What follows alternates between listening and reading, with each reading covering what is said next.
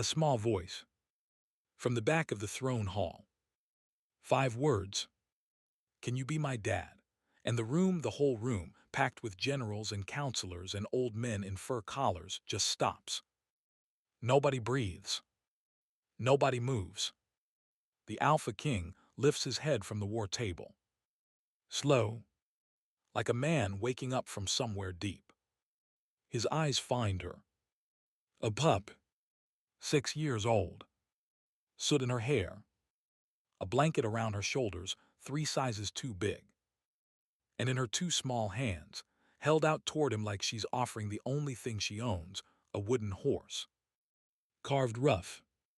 The kind a father makes for a daughter when he's got more love than money.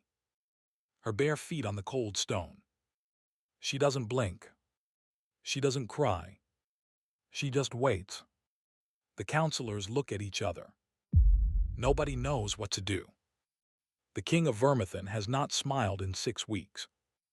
He has not spoken kindly to anyone in 6 weeks. And now this. A child. In his hall. Asking him a question that has no easy answer. What does he say? Stay with me. His name is Cale Aldrich. He's 38 years old. He has a scar along his jaw from a battle he won 12 winters ago, and silver in his hair that wasn't there before the spring. He is the Alpha King of Vermithon, the old pine kingdom on a black cliff above a cold sea, and he is grieving. His mate died in childbirth 6 weeks ago.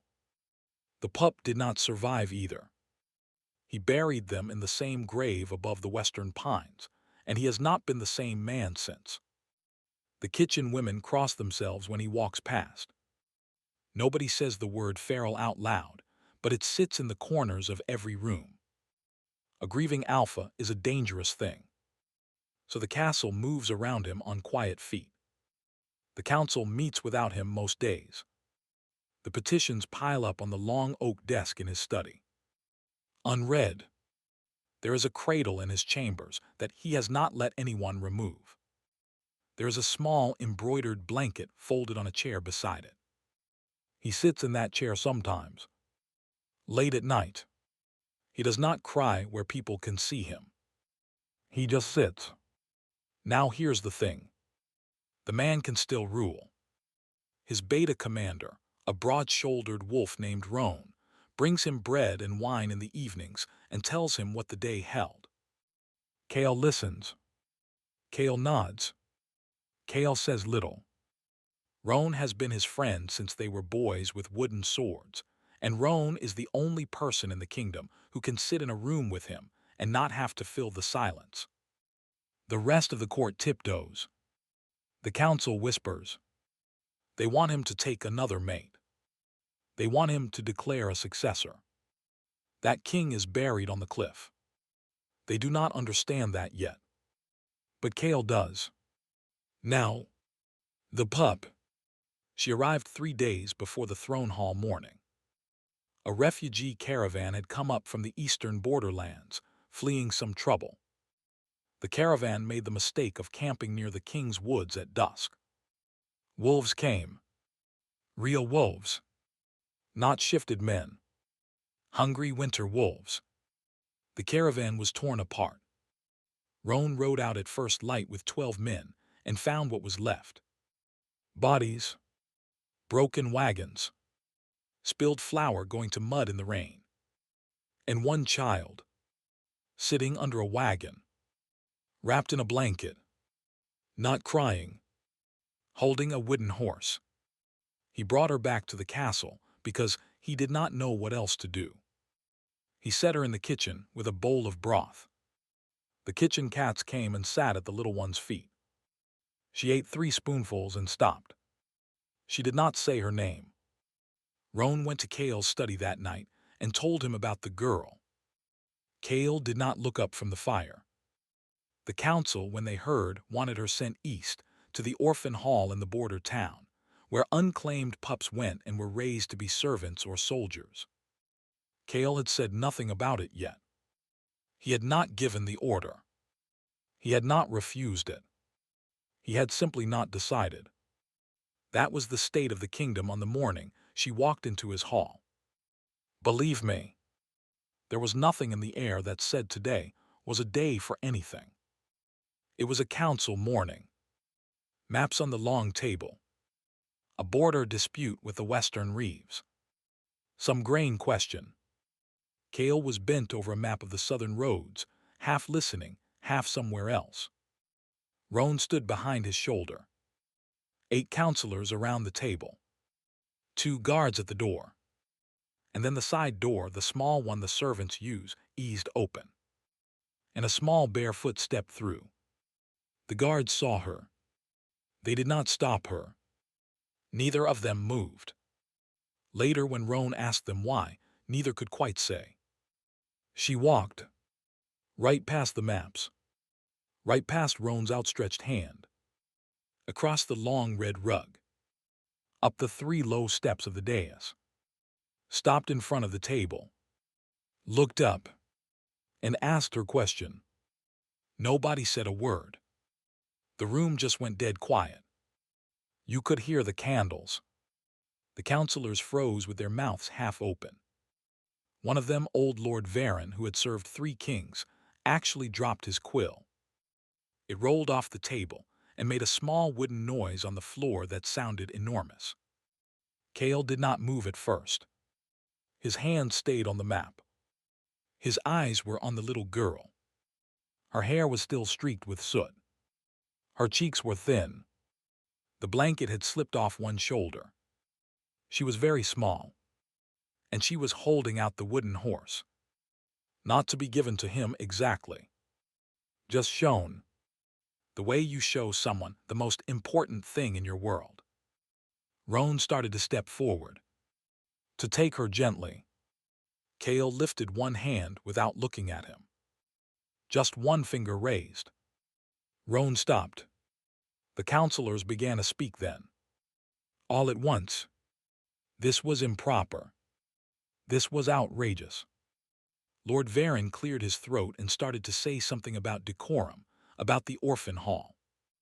Cale raised his hand again. The room went quiet a second time. He looked at the pup for a long moment.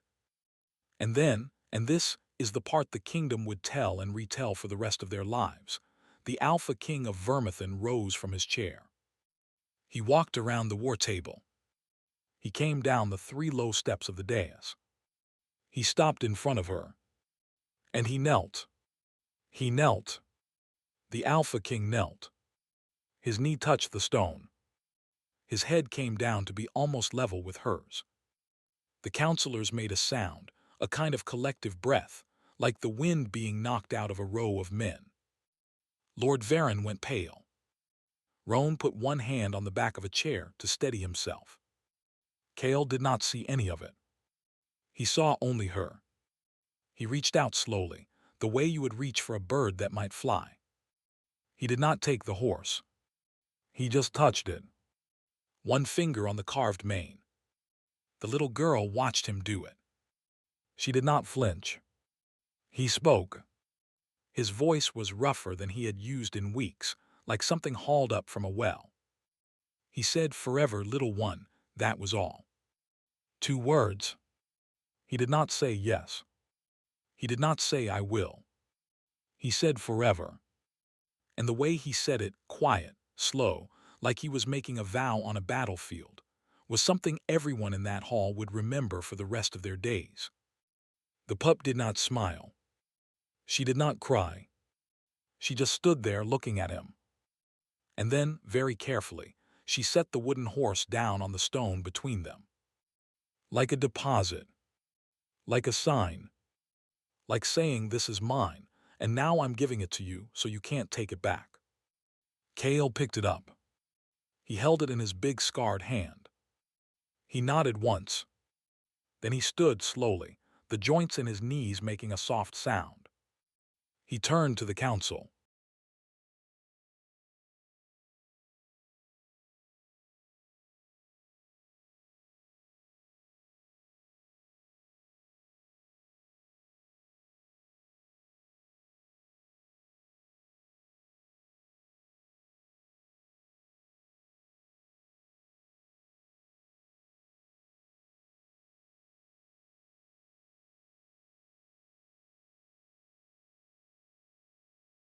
finally found a place to set down a weight they have been carrying alone.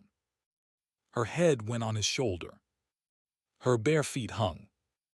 He walked out of the council chamber with her in his arms and the wooden horse in his pocket, and the door closed behind him, and the kingdom of Vermithon began to be a different kingdom from that hour onward. For 3 weeks things were quiet. That's the part nobody expected. Everyone braced for some kind of catastrophe. Instead, the castle simply got softer. The little girl was given the queen's old chambers, because they had a fire that drew well and a window facing the morning sun.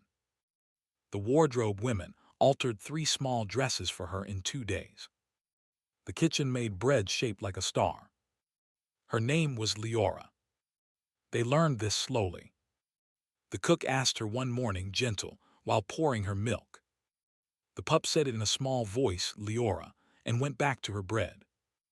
Leora liked the cats. There were 4 kitchen cats in the castle, big slow ones with thick winter coats, and they all decided very quickly that Leora was theirs.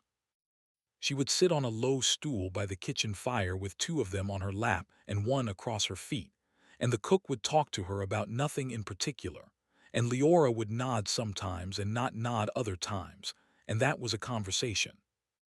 She did not say much. She watched. She did not run. She did not laugh out loud. But she ate. She slept. The soot came out of her hair after the 3rd bath. And Kale changed in those 3 weeks in a way that the older servants would talk about for years. He still grieved, but the deep blank stare was gone. He came to breakfast. He spoke to Roan in full sentences. He read 3 petitions in one sitting and signed 2 of them. He walked through the gardens in the late afternoon with Leora's small hand in his. She had reached up for it the 2nd day, and he had simply taken hers without making any fuss about it, and he showed her the early crocuses pushing up through the snow.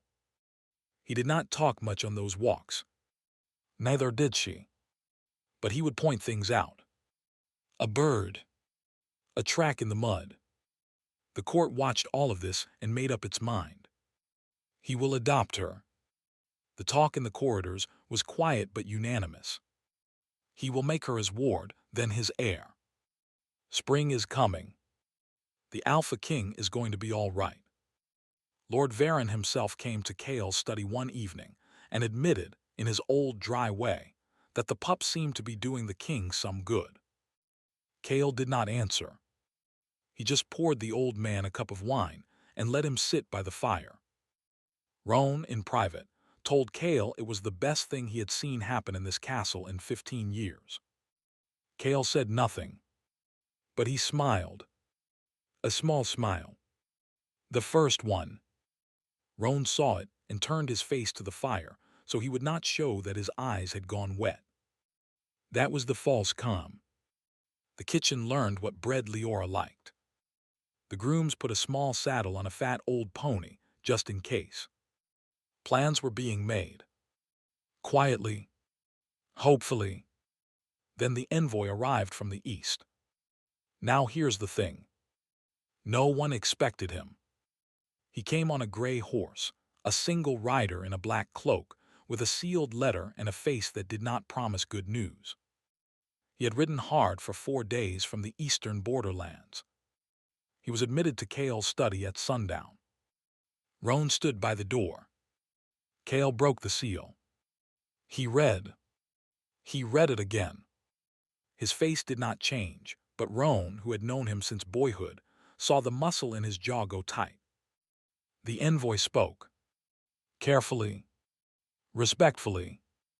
The pup the king had taken in, the small Omega girl from the caravan, was not a refugee's daughter.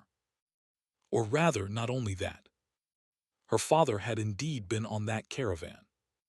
Her father had also been the lord of Estenmark, a deposed Eastern Alpha lord of an old contested bloodline. Her mother, dead 3 months now, had been a queen consort whose family still held lands. Leora was the sole surviving heir of Estenmark, a bloodline that several Eastern factions wanted erased. The wolves at the caravan had been real wolves, but there had been men nearby too. Men who had not finished what they came to do. The men were still looking. They knew the caravan had reached the king's woods. They would have heard by now that the king had taken a small girl into his castle. They would come. Kale set the letter down on the desk. He looked at the fire for a long moment. He did not say anything. Roan waited. The envoy stood. Kale lifted his head. He said very quietly, "Thank you for the ride. Roan will see you fed and bedded. We will speak more in the morning." The envoy bowed and went out. Roan went with him as far as the corridor and came back and shut the door. Kale was still by the fire. Roan said, "What do you want to do?" Kale did not turn around.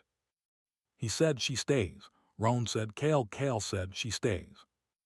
"I gave my word." Roan understood. He did not argue. But he was the beta commander, and he had a job, so he asked the questions that needed asking. How many men? How fast? What kind? Kale turned from the fire and they went to the war room. They worked until past midnight. They doubled the night watch on the Queen's wing. They put 2 trusted men outside Leora's chamber door, quiet men, in plain clothes, posted as if they were just servants. Roan picked 3 of his fastest riders and made plans to send them east at first light. He himself would follow within 2 days, taking 20 more. Kale nodded to all of it. He did not raise his voice. He did not pace. He moved like a man building a wall, 1 stone at a time. Around 3 in the morning, when Roan finally rose to go, Kale said, "She is not to know." Roan stopped at the door. Kale said, "She has been afraid enough for 1 lifetime. She will not be afraid in this house. Whatever we do quietly." Roan said, "Yes, my king," Kale said, and Roan turned. Kale was looking at the fire again. He said, "If they come, and they will come, they come through me." Roan said, "Yes, my king." He went out. In the morning, Kale sat in the kitchen while Leora ate her bread. She had begun to talk a little more in those 3 quiet weeks. Small things. She would set down her bread and say, "The gray cat sleeps on my feet." Kale would say, "Does she now?" Leora would say, "She is heavy." Kale would say, "She is. You'll have to be strong." Another morning she said, "The cook gave me bread with a star in it. I gave the star to the gray cat." Kale said, "What did the gray cat say?" Leora said, very serious, "She said thank you." Kale nodded as if this were sensible diplomatic news. He found, in those mornings, that he could not look at her too long at once without his throat closing. He taught her a thing in the first week. He had opened the linen cupboard, a deep cedar wardrobe full of folded sheets, and he had said, "If you ever hear something in the night that frightens you, if you hear running or shouting or breaking, you come in here. You climb under the sheets. You stay quiet. You do not come out until I come and get you." Or Roan. Nobody else. She had looked at him for a long time. She had said, "Even if I am scared," he had said, "especially if you are scared." She had said, "Even if you do not come for a long time." His chest had hurt in a way he had not been ready for. He had said, "I will always come. But you stay there until I do." She had nodded. She had touched the cedar wood with 1 small hand. They did not speak of it again. He hoped to God she would never need it. If you're with me on this one, hit subscribe, there's more to come. The week ran on. Roan rode east. The new guards took their quiet posts. Leora did not seem to notice. She fed the cats. She rode the fat pony with a groom holding the rein. She slept under a quilt with stars on it. Kale did not let himself sleep deeply at night. He kept his sword on the chair beside his bed. He kept the wooden horse in his pocket. On the 8th night after the envoy's arrival, he woke to the sound of breaking glass. He was on his feet before he was awake. The sound had come from the Queen's wing. Glass. Breaking glass. The high tight crack of a window. He moved. Bare feet, sleep shirt, the sword from the chair, the old armor breastplate. He was already buckling it across his chest as he ran. The corridor was dim. One torch. He went down it at a hard run. The Queen's wing was at the end of the east corridor. The two quiet men he had posted were on the floor. One of them was groaning. The other was very still. Cale did not stop. He went through the door of Liara's chamber, and the cold air hit him in the face. The window had been forced. The lattice was broken inward. Glass on the rug. Two shapes were in the room. One by the window. One bent over the bed. The bed was empty. Good girl. Good little wolf. She had heard. She had gone where he told her. The man at the bed turned. He had a knife. Cale did not say a word. He came across the rug fast, and the first man swung the knife low, and Cale went past it and into him with the pommel of the sword, and the man went down hard against the bedpost. The second man, the one by the window, was faster. He had a short blade curved. He came at Cale's flank. The blade caught him across the ribs, a long, shallow cut, slicing under the breastplate where it didn't quite cover. Cale felt it the way you feel cold water on a hot day, a sharp, clear line that you know will hurt later. He turned with it. He got his sword up. The man cut at him again. Cale caught it on the blade and bound it down and stepped in and put his shoulder into the man's chest, and they both went into the wall. The man's head met stone. He slid down. The first man was getting up. Cale turned. Did the necessary thing. It was quick. He did not enjoy it. He had stopped enjoying that kind of work years ago. He did it because there was a child in a linen cupboard in the next room, and his ribs were leaking blood down his sleep shirt. He listened. He could hear feet in the corridor. Shouting. He stepped to the door with his sword up. Roan and 20 men, in cloaks and boots, pouring down the corridor with torches. Roan had ridden through the night. He had heard something on the east road and turned back 2 days early. He took one look at Cale, bare-chested, bloody, sword in hand, and said, "Where is she?" Cale said, "Cupboard." Roan went to the cupboard. He did not open it. He stood beside it. He said, gentle as anything through the wood, "Little one." "It's Roan. The king says you can come out now." There was a long pause. Then a small voice. Muffled. "Where is the king?" Roan said. "Right here, little one." He looked at Cale. Cale came over. He set the sword down. He put his hand flat on the cedar door. He said, "Liara." "It's me. I'm here." To pause. A small click, the door pushing open from the inside. She was under 3 sheets and a folded quilt. Her face came up out of them. She looked at him. She looked at the blood on his shirt. She did not cry. She lifted her arms. He picked her up. She put both arms around his neck. She put her face into the place where his neck met his shoulder. She did not let go. She did not let go for an hour. Not while Roan's men cleared the wing. Not while the broken window was boarded. Not while a healer came and cut the sleep shirt off Cale's ribs and started cleaning the long, shallow line of the cut, which would scar, which he would carry for the rest of his life. Liara sat in his lap the whole time, her arms around his neck. He did not ask her to move. He did not flinch when the healer's needle went in. He held the back of her head with one big hand, and he hummed something low in his throat, a song his own mother had hummed at him when he was small, a song he did not know he remembered until that moment. When the healer was finished and gone, when Roan had quietly closed the door, when it was just the two of them in the Queen's chambers with one candle and the boarded window, Cale spoke to her, low, into her hair. He said, "Forever means forever, little one. I told you that." "I meant it." She did not lift her face. But she nodded. He felt it against his neck. He said, "Nobody is going to take you."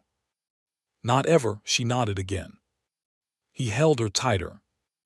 He sat with her like that until the candle burned down and a gray dawn came up through the boards over the window.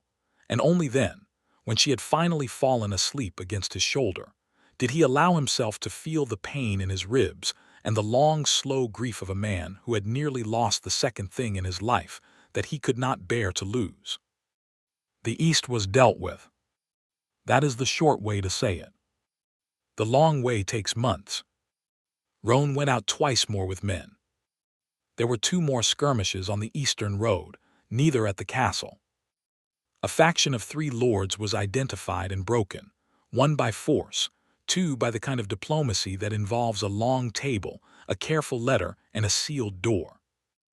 Leora's bloodline of Estenmark was acknowledged by what was left of the Eastern Court, formally. She would inherit her father's lands when she came of age, if she wanted them. She would also stay in Vermithon, as Cale's adopted heir. Lord Varon drew up the papers of adoption himself, and Cale signed them in front of the whole council, and Leora, who had been told only that there was a paper that said she lived here now, forever, was lifted onto Cale's lap and given the quill to make her own mark beside his. She made a small, careful shape, not a letter, not quite. Cale said it was the best signature he had ever seen. Lord Varon agreed solemnly. The council clapped, which councils do not normally do. Spring came properly. Then summer. The castle changed. The kitchen had a small chair in it now, beside the cook's stool, and the cook had to learn not to swear in front of it. The grooms had a small saddle, and Leora learned to ride properly with Roan walking alongside her, telling her, "Heels down, little one. Heels down. Like that." Good, she started to laugh. Small laughs at first, surprised ones, when a cat did something foolish or Roan made a face. The first time Cale heard her laugh out loud, at a kitten falling off a stool, he had to leave the room for a moment. He stood in the corridor with his hand against the wall. He breathed. Then he went back in. Cale did not remarry. The council eventually stopped suggesting it. He became a different kind of king. Slower, quieter, more present. He read every petition. He took his meals in the great hall with Leora beside him on a chair with 2 cushions, swinging her feet, telling him in a serious voice about the day's events in the kitchen and the stables. He listened the way he had once listened to his generals. He nodded at the right places. He asked questions. He learned the names of all 4 cats. He laughed sometimes. The court got used to it. Years went by. 6. Then more. Leora at 12 was tall for her age, dark-haired, quiet still in her way but stronger. She could ride. She could read 3 languages. She could sit in a council meeting and not speak for an hour, and then ask one question that made the older counselors look at each other. She still had the wooden horse her father had carved her. She kept it on a shelf in her chamber, beside a stone Cale had given her from the cliff where his first family was buried, because she had asked one day quietly about them, and he had told her, and they had walked together to the grave, and she had set a small flower there, and he had thanked her in a voice he did not quite have control over. One morning in the 12th year of her life, there was a quarrel in the throne hall. A border thing again.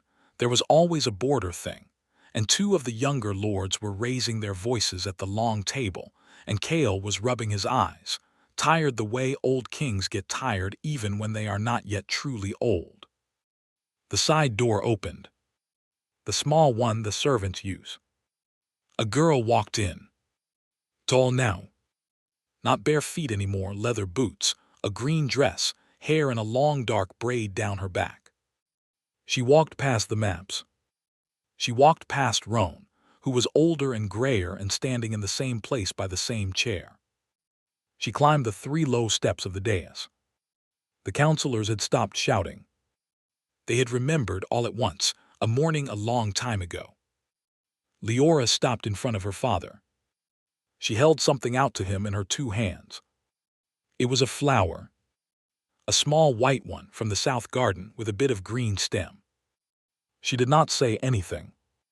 She just held it out. Kale looked at it. He looked at her. And the Alpha King of Vermithon, who had grown gray at the temples, who walked a little slower now, who carried a long thin scar under his shirt that ached when the weather turned, rose from his chair. He came around the war table. He came down the 3 low steps of the dais. He stopped in front of his daughter. And he knelt. His knee touched the stone. The counselors did not gasp this time. They had learned over the years what kind of king they had. He held out his hand. She set the flower in it. He looked at it for a moment. Then he looked up at her, and he smiled the slow, real smile that had taken so long to come back, and he said, soft, "Thank you, little one." She nodded. She turned. She walked out the way she had come, past Roan, who put one hand on her shoulder as she passed and squeezed once. The 2 young lords had forgotten what they had been arguing about. Kale stood up slowly, the way he did now. He put the flower on the war table, on the edge of the southern map, where everyone could see it. He sat back down in his chair. He said mild, "Now, where were we?" They went back to work. That is the story. The Alpha King had once knelt for a wounded kingdom. He learned to kneel for a child too. And the kingdom of Vermithon, in the long quiet years that followed, was the better for it, because a king who can kneel is a king who can build, and a king who can build is a king worth following. And a little girl who once walked alone into a silent hall, holding out a wooden horse like a peace offering, grew up to be the kind of woman who knew, all the way down to her bones, that when she reached for her father's hand he would always, always be there to take it. Forever. Like he said.